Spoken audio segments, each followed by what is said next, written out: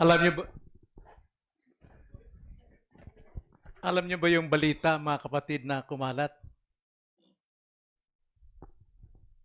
Last year po, nagbalita ang Pag-asa na magkakaroon tayo ng matinding init sa panahong ito. Wala tayong mapagtataguan, lalo na sa Bisaya. Kahit saan ka magtago, sa ilalim ng puno, saan mang magtago, talagang napakainit, hindi mo maiwasan. Walang matatakasan ng tao. Sinabayan pa ng lindol last 2 weeks, I think. At ito ay tumama sa Dulag, at maging sa amin, malapit din, wala rin mapagtaguan. Nakikita ko yung bubong, yung bahay namin na hindi pa tapos, pinagagawa, medyo skeleton pa, umuuga. Tahimik lang kami ni Mama, wala rin mapagtaguan na lugar. Wala pong matatakasan lahat ng tao. Ganyan din po ang buhay Kristiyano. Pagdating po sa mga pasakit, lindol na pasakit, init ng pasakit, wala po tayong mapagtataguan. Lahat po tayo apektado. At dito po sa ating tekstong babasahin, ito po ang layunin ni Apostol Pedro na kanyang sinulatan ang mga Kristiyanong nangalat sa iba't ibang lugar ng Ponto, Galacia, Cappadocia, Asia at Bithynia, na wag nilang kagugulat ang fiery trials na nangyayari sa kanila. Hindi nila ito maiwasan, hindi nila ito matatakasan, at wag nilang isiping ito'y katakatakang pangyayari na nangyayari sa kanilang buhay. Bagamat marami na ang namatay, binalatan, sinunog, nilagari ang kanilang katawan, ngunit ito ang kabilin-bilinan ni Apostol Pedro na wag nila itong ikatakot ng gusto. Ngayon, paano natin maiwasan o paano natin mapagtagumpayan ang mga pasakit na darating sa ating buhay? Tanging salita ng Diyos lamang ang solusyon. At ito'y makikita at basahin natin ang 1 Peter chapter 4 verse 12 to 19.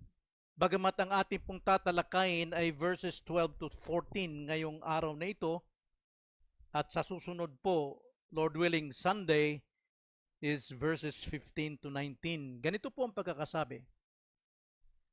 Mga minamahal, huwag kayong magtaka tungkol sa mahigpit na pagsubok na dumarating sa inyo upang kayo'y subukin, na waring may isang katakatakang bagay na nangyayari sa inyo.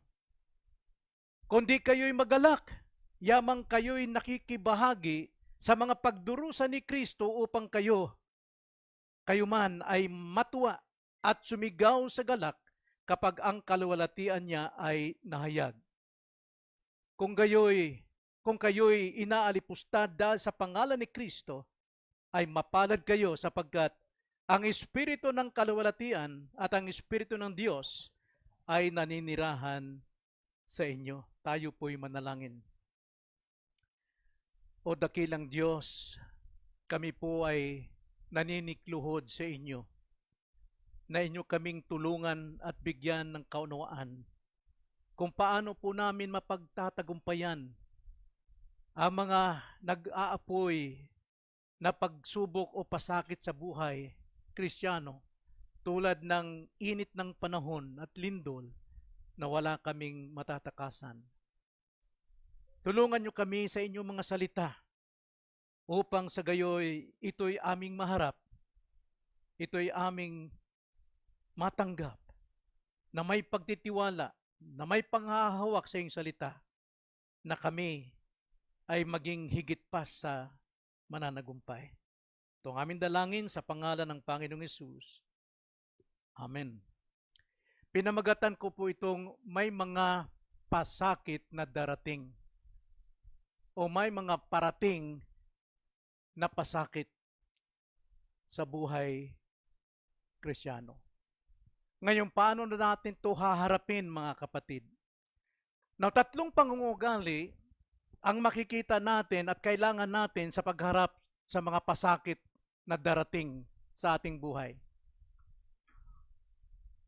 Kaya sa pagharap natin sa mga pasakit, 4 na ugali ang ating panghahawakan. Una, huwag tayong matinag. Ikalawa, huwag tayong mag-alala. Ikatlo, huwag tayong masaktan. At pang-apat, huwag tayong madismaya. 3 pong ugali ang ating pong tatalakayin ngayong umaga, mga kapatid, sa pagharap natin sa ating mga pasakit. Una, sa mga pasakit, huwag tayong matitinag. Ganito po ang sabi sa verse 12. Mga minamahal, huwag kayong magtaka tungkol sa mahigpit na pagsubok na dumarating sa inyo upang kayo'y subukin. Nawaring may isang katakatakang bagay na nangyayari sa inyo. No, ini-imply po rito sa ating pong binasa na hindi po maiiwasan ang problema. Hindi maiiwasan ang pagsubok, hindi maiiwasan ang pasakit. Ito'y darating sa atin. At ang kagandahan dito, mga kapatid, hindi ito dumarating kung kani-kanino lamang na walang kabuluhan, kundi ito'y dumarating una sa mga minamahal. At ang tinutukoy ritong minamahal ni Apostol Pedro ay ang kapwa niya mananampalataya, tulad niya, tulad natin. Kung mismong si Apostol Pedro ay dinatna ng pasakit, gaano pa kaya tayo na mga ordinaryong Kristiyano? Kung paanong ang panahon ay mayroong pag-asa, gayon din sa pasakit natin mayroong salita ng Diyos. Kung paanong mayroong lindol, mayroon ding lindol ang Kristiyano na hindi maiwasan. Ito'y nakatakda na para sa atin, na darating ang mga pasakit. Maring ang pasakit mo ay tungkol sa iyong trabaho, mawawalan ka. Maring ang pasakit mo ay ang pagbabalik loob mo sa Panginoon, ngunit maraming hadlang. Ang dapat nating tandaan, unang-una, huwag tayong patitinag. Huwag tayong patitinag. O maaring dumating sa iyo, panghihinaan ka ng loob, maring nadidismaya ka, pero ang sinabi ng Panginoon, dahil ika'y minamahal, huwag kang patitinag, sapagkat maging ang mga bagay na dirananas at daranasin nating pasakit, hindi ito kabulagan sa Diyos, ito'y kasama sa kanyang pagtatakda. Sapagkat ang Diyos ang nagtakda ng lahat ng bagay, nilikha niyang lahat ng bagay, siyang nangangasiwa sa lahat ng bagay. Basahin natin ang Romans chapter 8, verse 28, ganito po ang pagkakasabi. At nalalaman natin, tandaan ninyo, bawat Kristiyano hindi po ignorante sa katotohanan ito na pasakit. Nalalaman natin ito. Bakit? Pinag-aralan na natin ito. May salita na ng Panginoong nauna sa atin. Kaya ang sabi dito, at nalalaman natin na sa lahat ng mga bagay, ang Diyos ay gumagawa sa ano?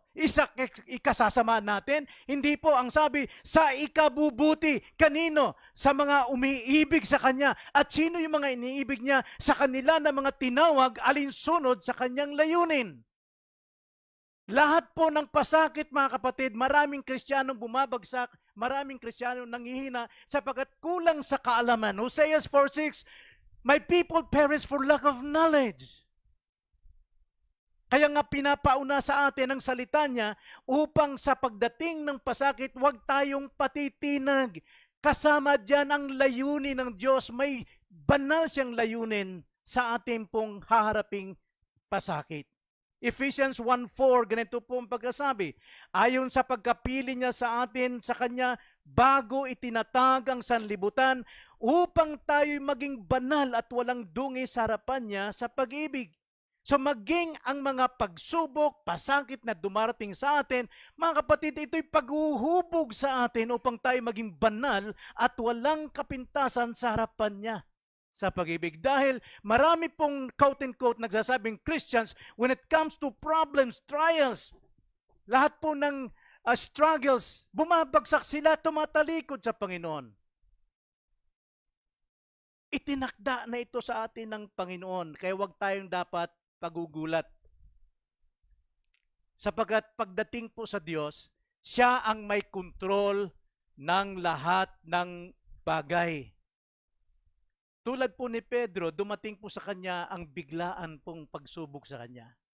Sa kanyang kayabangan, sa kanyang pagmamalaki, na kailanman hindi ako babagsak, hindi ako tatalikod sa Panginoon.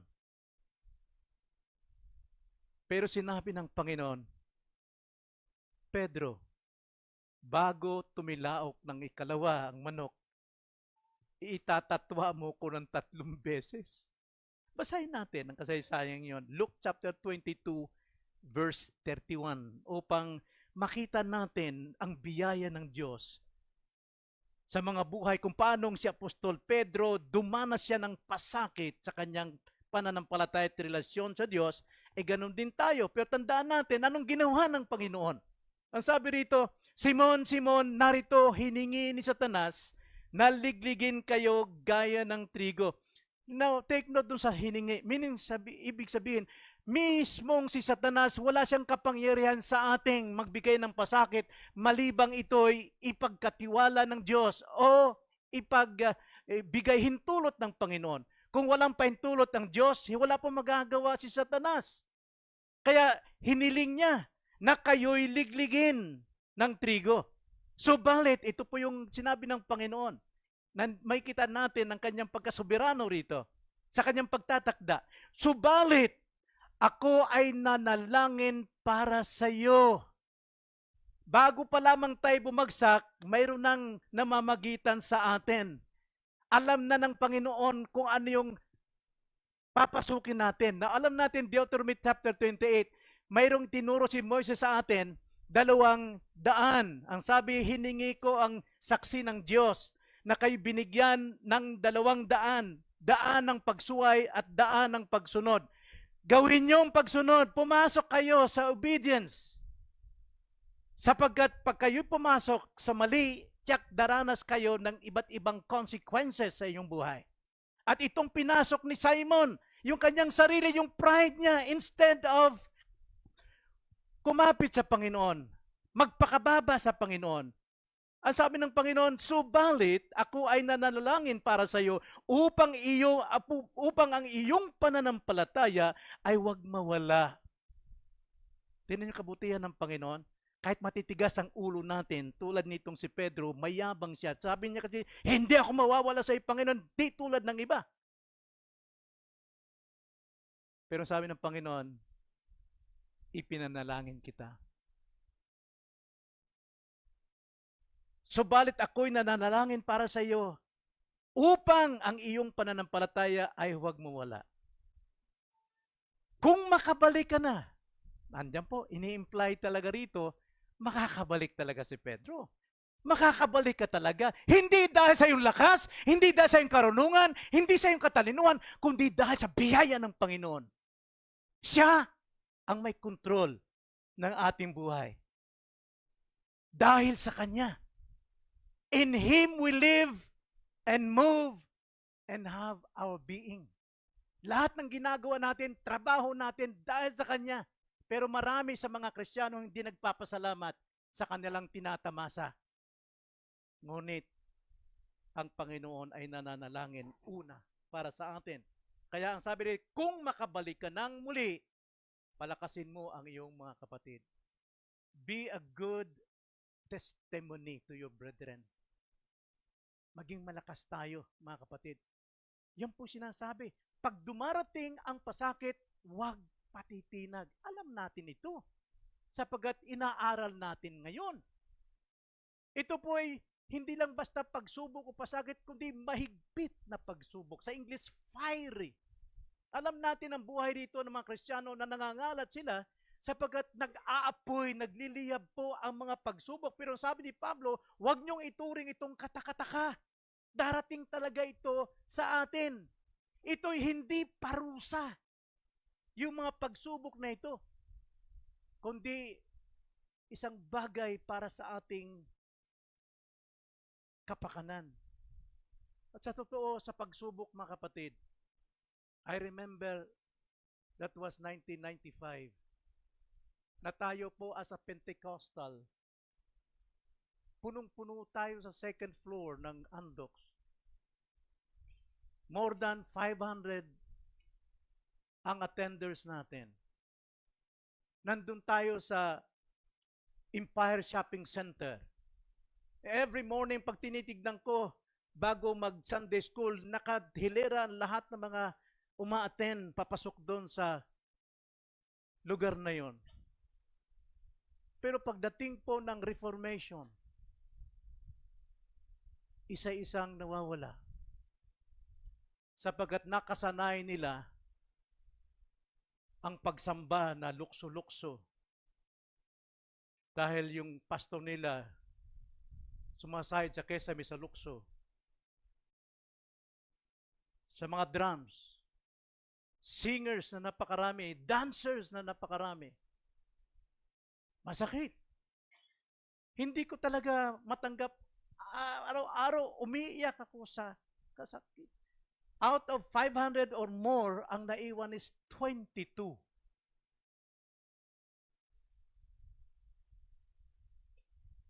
Pero ang payo sa akin ni Pastor Steve Hofmeyer, Pastor Boy,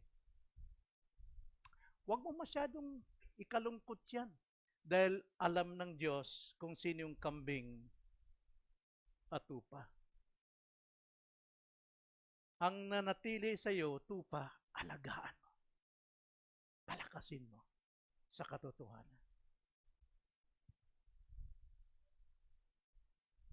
So, minsan yung pasakit na dinaranas ng iglesia, isang paraan ng Diyos to separate the goat and the sheep.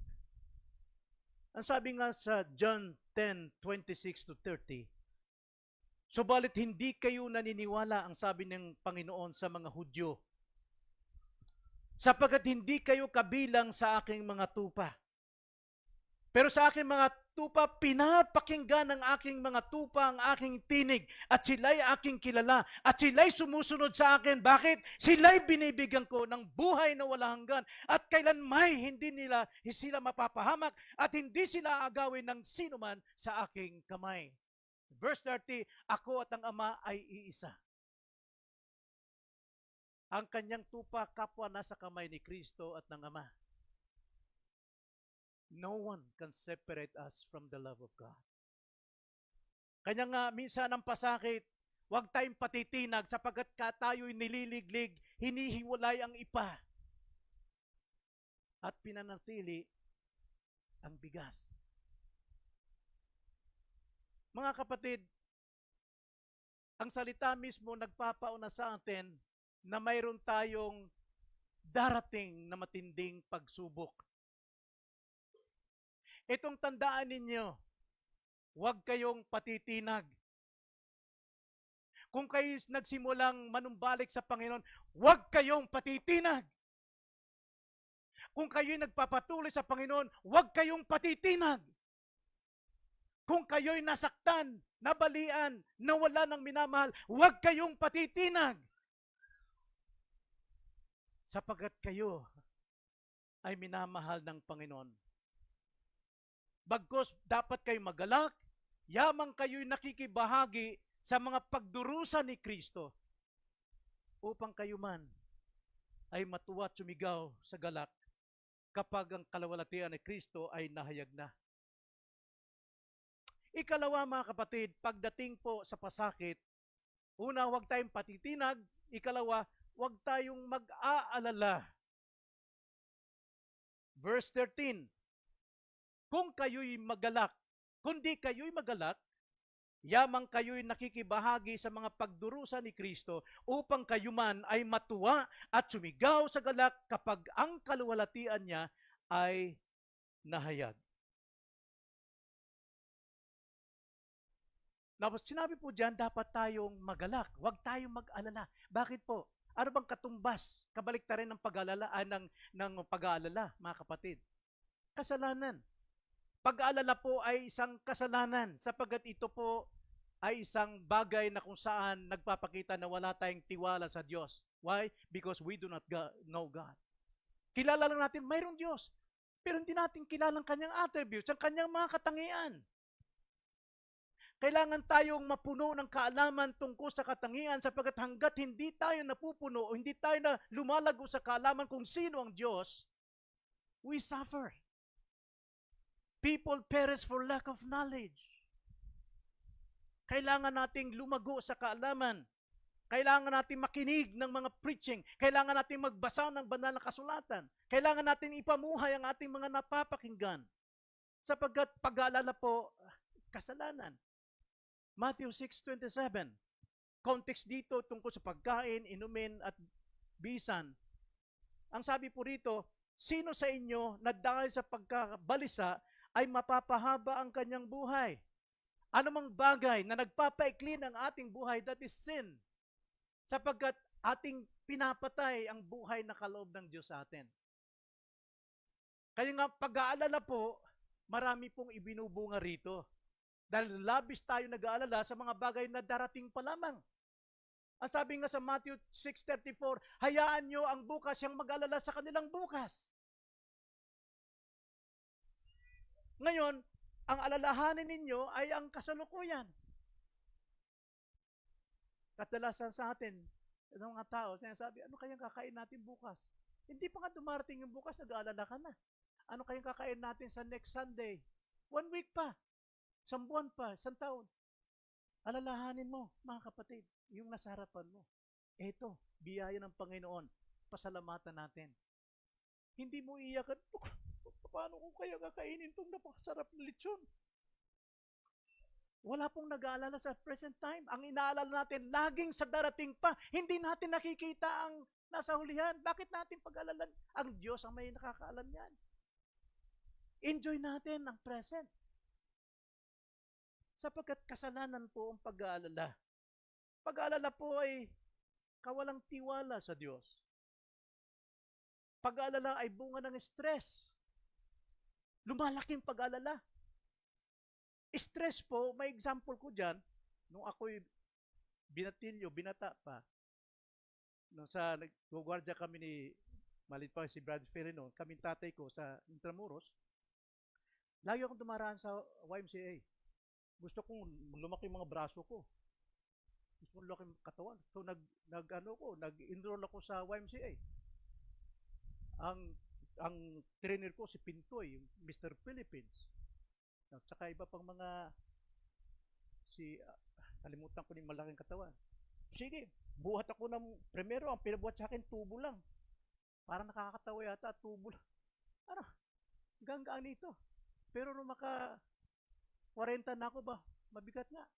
Pero araw-araw, dinadagdagan ng bakal para ma-stress yung lahat ng muscle ko. Balikat. Kaya naging Mr. Junior Parañaque before katawan ko. Bakit po? Dahil sa bakal, yung mabibigat, nai-stress yung muscle ko. Bumubuko yung muscle ko. Ganon din tayo. Kapag tayo po ay nag-aalala, nai-stress ang ating mind, lumalaki ang problema, bumubuko lang lahat ng yan. Kaya hindi maganda ang nai-stress hanggang sa ma-depress, mawalan ka na ng pag-asa, magpapatiwakal ka na sa isang dangkal na tali, at mababalita, naku, si Brother Boy magpapatiwakal. Ha? Sobrang stress yun. Oo, sobrang worries talaga, na-depress. Bakit hindi namatay? Isang dangkal lang na tali. Kasinungalingan niya, mga kapatid, magpapakamatay ka dahil sa pasakit? No. Pasakit po, bilang Christian, ay pakikibahagi natin kay Kristo. Ano man yung naramdaman natin, naranasan natin pasakit, unang dama ni Kristo ang pasakit na dinadama natin.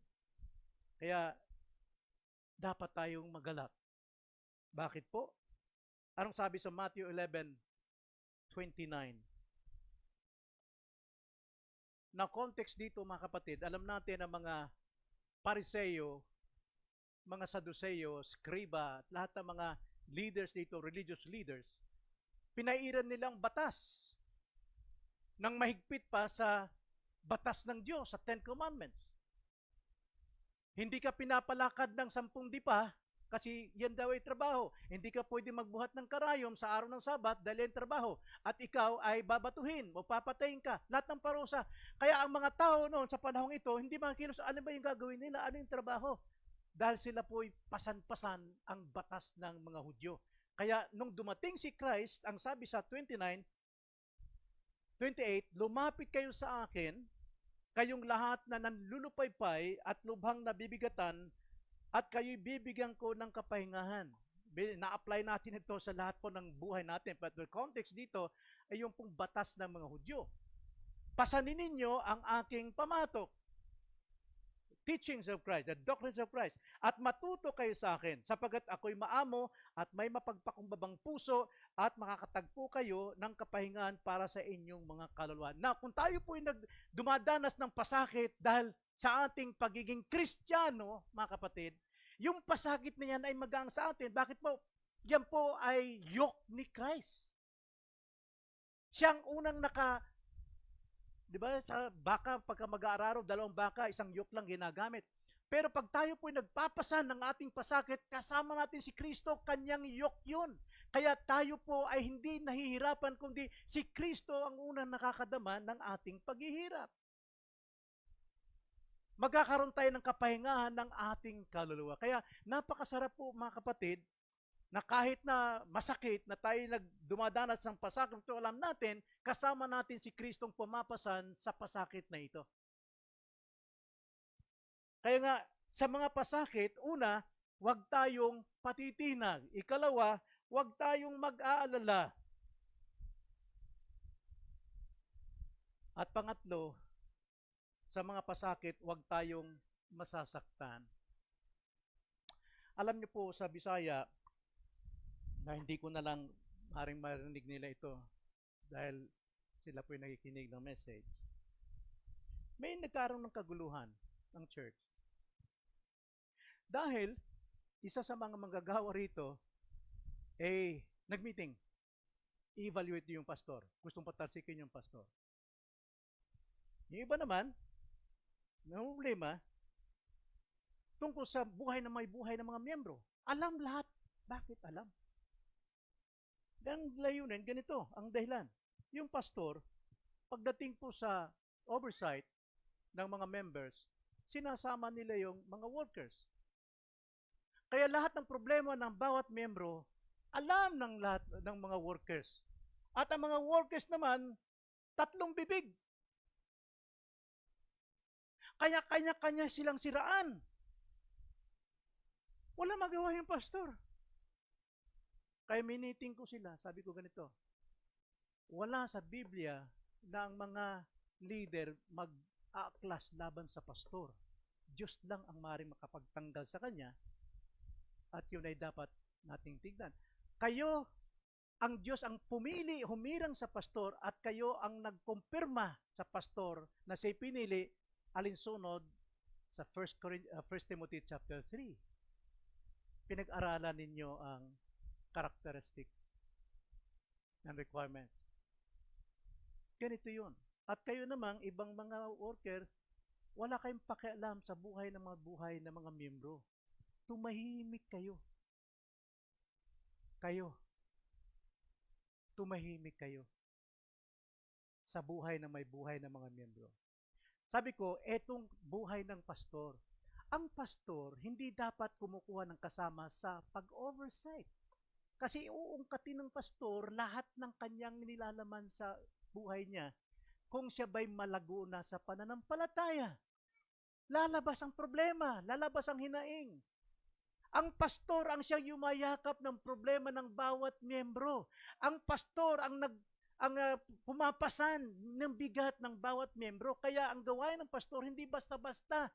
The whole year na kanyang in-oversight, pasan-pasan, yakap-yakap ng pastor ang problema ng bawat isa. At ginagawa niya ang lahat ng solusyon, pupuntahan niya, kakausapin niya upang mabigyan ng solusyon ng kanilang problema. Hindi mga miyembro ang papasan ng problema ng bawat isa. Bawat isa, halimbawa, ilan tayo rito ngayon? Naubos yung outline, 80. Bawat isa, may problema. The 80 problems na. Eh kung dalawa problema, 160 problems na, paano yayakapin ng pastor yun? Kaya ang pastor dapat mapagkatiwalaan sa lahat ng sikreto. Kahit sa message niya, hindi sasabihin kung gaano kabigat ang problema ng bawat isa. Kaya nga ang buhay ng pastor is to prepare the sermon and prayers para sa mga miyembro. Kaya nga, huwag tayong mag-aalala. Ikatlo, sa mga pasakit, huwag tayong masasaktan. Verse 14, ganito ang sabi, kung kayo'y inaalipusta dahil sa pangalan ni Kristo, ay mapapalad kayo sapagkat ang Espiritu ng kaluwalhatian at ang Espiritu ng Diyos ay naninirahan sa inyo. Espiritu naninirahan sa atin. Na gustong kuha ko ng reference sa Galatians 2:20 kung ano pong kalagayan natin. Bakit natin kayang harapin at sagupain anumang problema at paano natin gawin para wag tayo masaktan. Galatians 2:20, ganito po ang pagkakasabi. Ako'y ipinakong kasama ni Kristo. Ito'y testimony ni Paul. Kung sino? Si Pablo. Ako'y ipinakong kasama ni Kristo at hindi na ako ang nabubuhay. Bawat Kristiyano, pag-aari tayo ni Kristo, hindi na tayo nabubuhay sa ating sarili. Hindi na. Na paano tayo mamuhay? Tuloy natin. Kundi si Kristo ang nabubuhay sa akin. At ang buhay ko ngayon, na ikinabubuhay ko ngayon sa laman, ay ikinabubuhay ko sa pamagitan ng pananampalataya. So we are not living in the flesh, in carnal mind, but faith. Romans 1:17, the righteous shall live by faith. Namumuhay tayo sa panampalataya kay Kristo na siyang may kontrol, na si Kristo ang nagtatanggol sa atin, na si Kristo ang magtuturo sa atin, na si Kristo ang gagabay sa atin sa lahat ng ating mga lakad, plano at desisyon. It is no longer you who operate yourself. Kaya the more we know Christ, the more we know God, the more naman tumitibay ang ating panampalataya. Kaya nga mga kapatid, hindi tayo dapat masasaktan pagdating sa pasakit, kundi mamuhay tayo sa pananampalataya, sapagat tayo po una sa lahat pinalalahan ni Kristo na hindi tayo ligtas sa mundong ito. John 15:18-20, isang dahilan na huwag na tayo masasaktan pagka dumating sa atin anumang pasakit dumating sa buhay natin. 18, kung kayo'y kinapupuotan ng sanlibutan, ay alamin ninyo na ako muna ang kinapuutan nito bago kayo. See? Huwag tayong magugulat.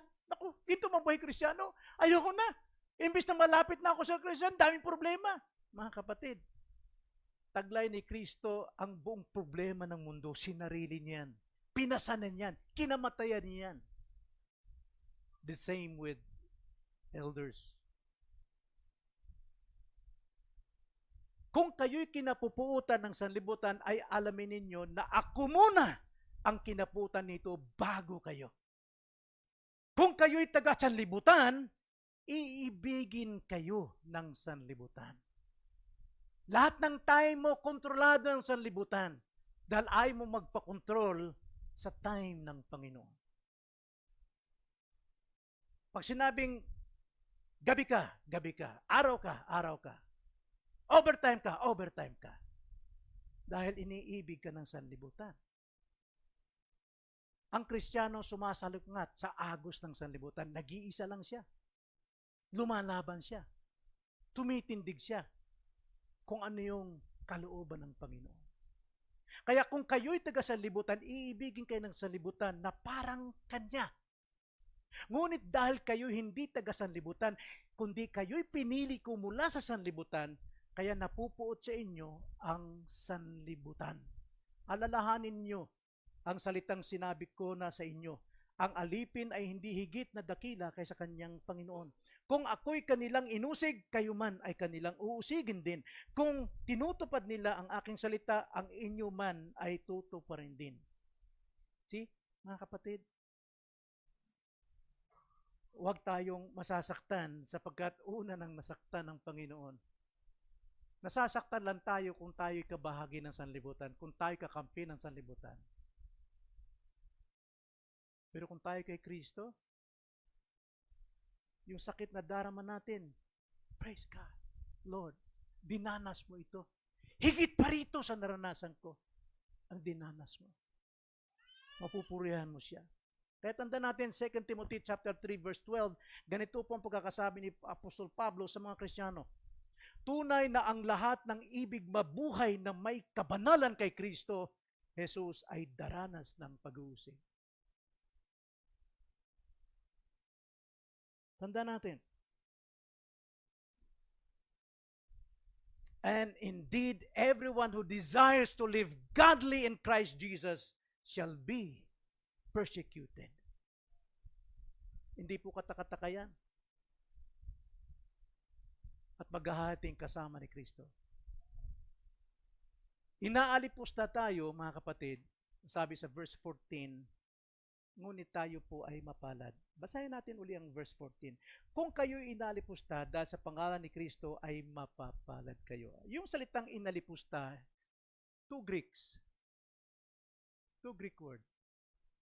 Una po, akusahan ka ng kasinungalingan. Ikalawa is to discipline you.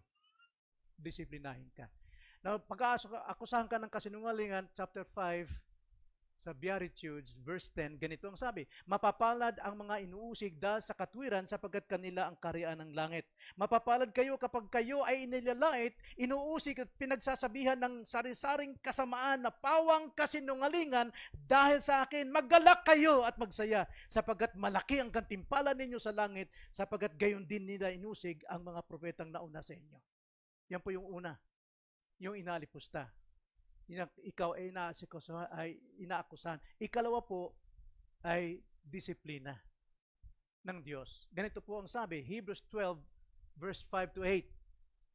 At nakalimutan na ninyo ang pangaral na sinasabi niya sa inyo bilang mga anak, Christian. Anak ko, huwag mong ipagwalang bahala ang disiplina ng Panginoon. Huwag kang manlupaypay kung ikaw ay sinasaway niya, sapagkat dinidisiplina ng Panginoon ang kanyang minamahal at pinarurusahan ang bawat itinuturing na anak. See? Ito po ay isang sagradong parusa, sagradong disiplina. Kaya sabi sa verse 7, magtiis kayo alang-alang sa disiplina. Kayo ay pinapakitunguhan ng Diyos bilang mga anak sapagkat anong anak ang hindi dinidisiplina ng Ama, kundi anak sa labas. So we are privileged. Kung dumaranas man tayo, huwag tayong magugulat. Darating at darating sa ating harapan. Maring mamaya, maring bukas, o sa ibang araw. Dapat tandaan, huwag tayong masasaktan. Habang tayo po ay naroon sa disiplina o sa pasakit, ang sabi ng Panginoon, I will never leave you nor forsake you. Ang pasakit, mga kapatid, ay isang paraan ng Diyos para dalisayan tayo tulad ng ginto. Ginto na siya, pero kailangan pang isalang sa mas matinding apoy upang yung pagiging ginto ay lumabas ang mga latak. Kahit pure gold na yan, may latak pa rin yan. Iyon ang nais ng Panginoon sa atin, na tayo po ay maging lantay sa harapan niya. Kung naalala niyo yung ang nagsasalitang tasa, ngayon ko lang naalala, mga kapatid. The teacup. The talking teacup. Isang araw, yung magpapalayok, tawag na sa English, potter. Patungo siya sa kanyang shop. At pumasok sa isip niya, gagawa siya ng isang tasa. So dumampot siya ng putik sa daan. At kanya itong minasa. At naalis yung mga bato-bato, mga bubog, nilagyan ng tubig, minasa, minasa, minasa. Sabi ng putik, aray, aray ko, tama na. Tigil na amo. Tigil na Panginoon, nasasaktan ako. Sabi ng pater, hindi pa. Kailangan lumambot ka ng gusto upang madesenyuhan kita. At kanyang ginawa itong maliit na tasa. Ayan. Ang ganda mong tasa. Ay, salamat. Nahubog din ako ni amo. Pero teka, ihanda ko muna yung pugon. Binuksan yung pugon. Apoy. Sabi ng tasa, ha? Susunugin mo ako dyan. Hindi ka pa tapos. Ilalagay kita ron. Wag! Wag! Maawa ka sa akin, Panginoon! Wag! Wag! Pero wala siyang magawa. Nilagay sa gitna. Sinara yung pugon. Nagsusumig siya, aray! Aray! Aray! Ang hirap naman ito. Sana hindi mo na akong nilikhang tasa. Ganito palang buhay ko. After a minute, binuksan. Sabi nung, ay, salamat. Buhay pa ako. Tignan. Ting, ting, ting, ting.